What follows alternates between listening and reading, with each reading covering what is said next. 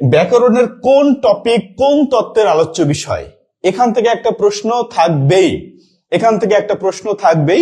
আমরা জানি ব্যাকরণের 4টি অংশ আছে: ধ্বনিতত্ত্ব, শব্দতত্ত্ব, বাক্যতত্ত্ব, অর্থতত্ত্ব। এই 4টি তত্ত্বের মধ্যেই ব্যাকরণের সবগুলো টপিক কিন্তু অন্তর্ভুক্ত। এখন কোন টপিকটা কোন তত্ত্বের অন্তর্ভুক্ত, এখান থেকে কিন্তু একটা প্রশ্ন আসে।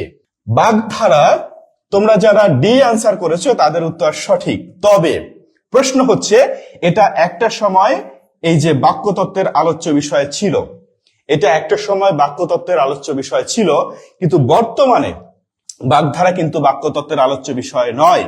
বর্তমানে বাগধারা হচ্ছে অর্থতত্ত্বের আলোচ্য বিষয়। এখানে সঠিক অ্যান্সার নেই।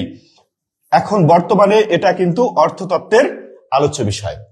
তাহলে সঠিক উত্তর হবে যে বাগধারা অর্থতত্ত্বের আলোচ্য বিষয়। এটা আগে বাক্যতত্ত্বের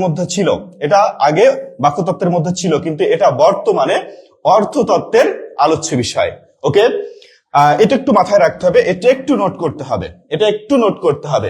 আমরা জানি বাক্যতত্ত্বের আলোচ্য বিষয় কোনগুলো আছে: বাক্যের অর্থ বিচার, তারপর হচ্ছে এই যে ব্যাপারগুলো আছে, হ্যাঁ, বাক্যের অর্থ বিচার বা এগুলো আছে, এগুলো হচ্ছে বাক্যতত্ত্বের আলোচ্য বিষয়। কিন্তু এই যে বাগধারাটা আগে ছিল, পুরাতন নবম দশম শ্রেণীর বইয়ে বাক্যতত্ত্বের মধ্যে ছিল, কিন্তু বর্তমানে দেখবা নতুন যে বইটা আছে সেখানে অর্থতত্ত্বের আলোচ্য বিষয়।